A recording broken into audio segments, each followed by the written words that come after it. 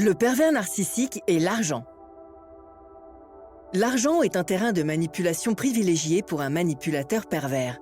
C'est l'outil idéal pour asseoir une emprise et orchestrer matériellement la mise en dépendance de sa victime. Une véritable hémorragie financière et psychique en perspective. Cette réflexion est tirée d'un article du site internet www.pervers-narcissique.com dirigé par Pascal Couder, psychanalyste et psychologue clinicien, co-auteur de l'ouvrage de référence « La manipulation affective dans le couple, faire face à un pervers narcissique ». Depuis plus de 30 ans, Pascal Couder et son équipe de thérapeutes, spécialistes des questions autour de la manipulation sentimentale, prennent en charge les victimes de PN francophones partout dans le monde grâce à la vidéoconsultation. Rendez-vous sur pervers-narcissique.com pour accéder gratuitement à une multitude de ressources précieuses. Le manipulateur pervers, un partenaire intéressé? Oui, les partenaires pervers narcissiques, hommes ou femmes, sont sans conteste des partenaires amoureux exigeants et intéressés. Mais leurs victimes s'en aperçoivent difficilement au départ. Lors de sa phase de séduction, le manipulateur pervers va jouer les trompe-l'œil avec l'argent. Il va se montrer souvent d'une générosité aussi immodérée qu'ostentatoire. Néanmoins, deux traits de caractère révèlent quand même discrètement sa perversion par rapport à l'argent, un certain matérialisme et une réelle toute-puissance. Car l'argent occupe une place de choix dans la vie du manipulateur pervers et pour cause.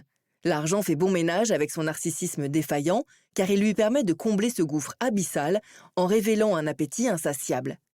Plus d'un manipulateur pervers ne se refuse rien avec l'argent, en particulier au niveau de tout ce qui peut socialement représenter la réussite et le pouvoir.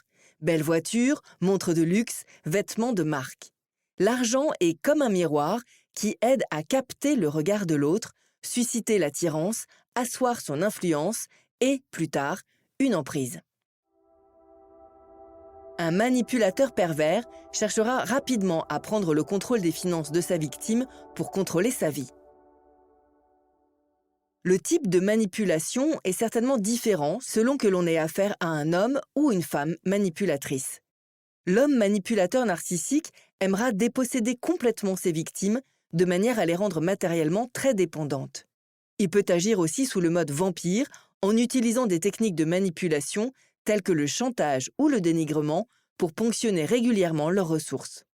La tactique que préférera la femme perverse narcissique est de considérer son compagnon comme un distributeur à billets. Elle l'enfermera dans une relation toxique où, par une demande perpétuelle et tyrannique, elle cherchera à combler ses manques narcissiques profonds. Le fonctionnement du pervers narcissique avec l'argent. On peut résumer assez simplement le comportement d'un manipulateur pervers avec l'argent. Il en a rarement, ne sait pas le gagner, mais utilise très bien celui des autres. Son comportement est celui d'un grand enfant égocentrique qui ne sait pas gérer ses pulsions, ignore ses vrais besoins, mais en demande toujours plus. Il est logique donc qu'il ne sache pas gérer l'argent et n'en comprenne pas le fonctionnement. Le pervers narcissique peut travailler, mais son salaire ne sera jamais suffisant à ses yeux. Il vit donc volontiers au-dessus de ses moyens pour compenser le manque et rendra sa victime responsable de ce manque. Il convient donc d'être particulièrement prudent sur le plan financier avec un partenaire pervers manipulateur et de se souvenir qu'il ne reconnaît ni l'altérité de l'autre ni la culpabilité. Par conséquent, il considère l'argent de sa victime impunément comme le sien. Ce travers peut le conduire à des comportements irresponsables et répréhensibles aux yeux de la loi. Un tel partenaire peut abuser sans remords des moyens de paiement du couple ou vider les comptes de sa victime.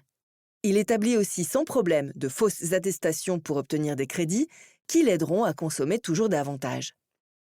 Il ou elle exigera toujours bien sûr que toute acquisition soit réalisée avant tout à son nom. La plus grande prudence s'impose donc lors de l'achat d'un appartement, d'une maison ou d'une entreprise si l'on vit aux côtés d'un manipulateur. Rappelons aussi que ce type de personnalité a plutôt du mal à gérer l'argent. Ce qui explique que son ou sa partenaire n'a pas besoin d'être forcément riche pour lui servir de sécurité financière. Néanmoins, le manipulateur pervers s'intéresse de préférence aux victimes qui possèdent déjà des ressources qu'il convoite. Habitation, carrière professionnelle, fortune, héritage. En fait, tous les biens d'une victime sont menacés dès lors qu'elle ne prend pas conscience des appétits insatiables de la personne toxique présente dans sa vie. En cas de rupture amoureuse avec un partenaire manipulateur pervers, homme comme femme, il est vivement conseillé de protéger ses comptes et d'anticiper ses réactions. S'il devine les intentions de l'autre, un sociopathe peut se révéler particulièrement sournois dans ses agissements. Il parvient parfois à maintenir longtemps un lien avec sa victime en l'endettant et continue ainsi à la polluer longtemps pour gêner sa reconstruction. À cet égard, il est bon de rappeler qu'il n'est jamais trop tard pour sortir d'un schéma de relation malsain ou masochiste en entamant une psychothérapie. L'argent au sein de la relation. L'argent est donc un véritable sujet existentiel pour un manipulateur pervers. Les manipulateurs de tout sexe l'utilisent avant tout comme un moyen qui sera au début un appât avant de devenir un instrument de domination. Lors de sa phase de séduction, un manipulateur pervers va se montrer prodigue, même si la victime ignore souvent qu'il utilise déjà, le plus souvent, l'argent des autres. Sa tactique est simple, se brosser l'image d'un personnage profondément gentil et généreux pour rendre très vite sa victime amoureuse et surtout redevable. La phase d'enfermement de la victime suit ensuite, et l'argent constitue un enjeu particulièrement sensible à cette étape. Comme nous l'avons vu, l'homme narcissique manipulateur enclavera sa partenaire de manière à lui ôter toute ressource et tout moyen de résistance. L'aveuglement des victimes tient au fait que l'opération revêt toutes les apparences de la bienveillance. Elles pensent à tort que leur bourreau souhaite les protéger alors qu'ils ne cherchent que leur isolement.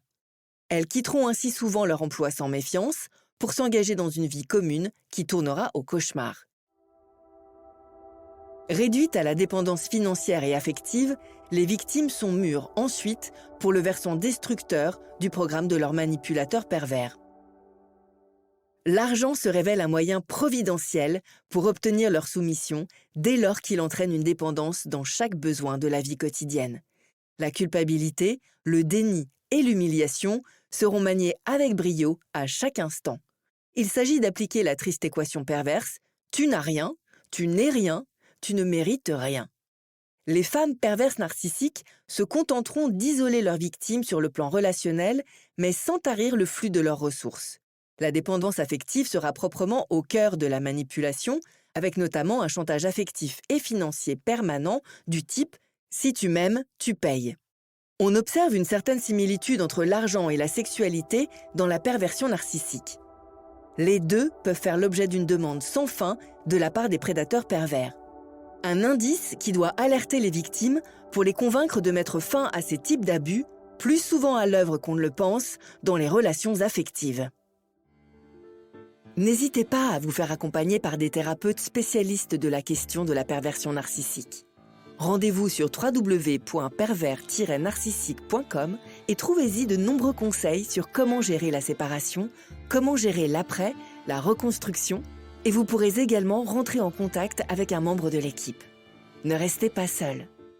Merci d'avoir écouté ce podcast. Rendez-vous très prochainement pour un nouvel épisode. N'hésitez pas à vous abonner pour ne rien manquer des prochaines publications. À très bientôt.